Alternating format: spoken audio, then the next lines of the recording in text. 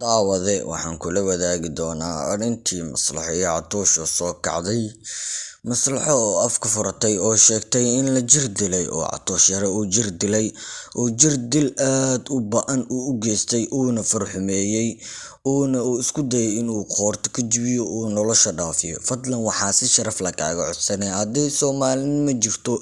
daawadahana daawanayo inaad janaalka subscribe dhaad gambaleelkan u furud muuqaalkan aan like tala dhacad.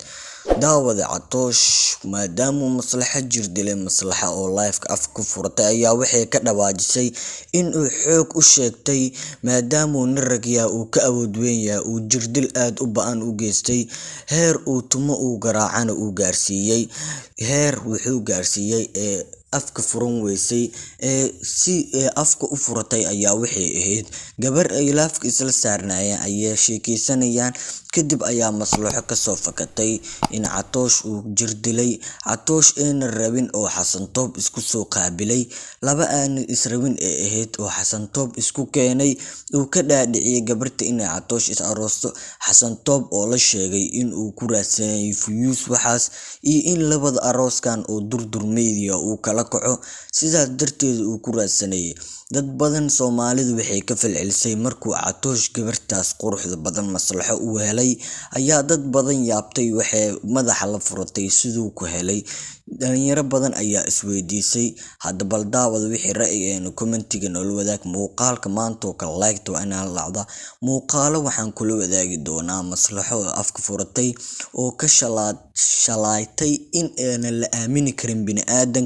bini'aadankana aanu ku fiicnayn in la aamino oo sida badan bini'aadanka adoonan aragtidiisa qiimeynin qofka inaa hore ka raacid aamintid dhibaatada kaliya hadda gabartan soo wajahda ayaa waxay ahayd qofkii ayadoonan qiimeynin ama la soconin ayaa Xasan Toob ku akhriyay in hore ka raacdo ama hore ay iska aroosaan Xasan Toob oo intaas kaliya ahayd arooskaas oo kaliya in uu dhaco oo dad badan ayna ka falceliyaan durdur media uu qabsado oo sidaas oo dad badan ay ugu soo falceeyaan bal daawade soo daawade muuqaalo aad kaaga yaabinaya ayaan kula wadaagi doonaa soo dhawow daawade sorry xabiibti wallahi aad ugu xumaa kowdhe ilaa uu boogdhayo gabar la dili ma sahlano nin ma gacantiis loo dul qaadan karaa Ask waa xoogiisa oo ii sheegtay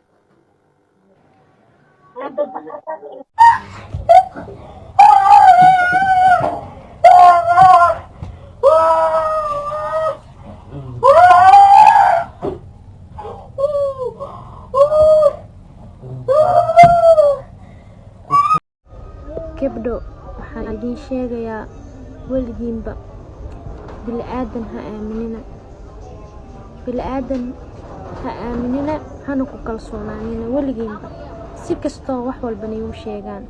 daawada waxaan si sharaf leh kaaga codsanayaa haddaad muuqaalka soo daawato fadlan waa naga codsi janaalka noo qurxi haddii Soomaalinimo jirto janaalka subscribe noo dheh gambaleelkana u furo waa intaasoo kaliya codsigeena daawade hanaga tagin daawade muuqaalkana noo like garee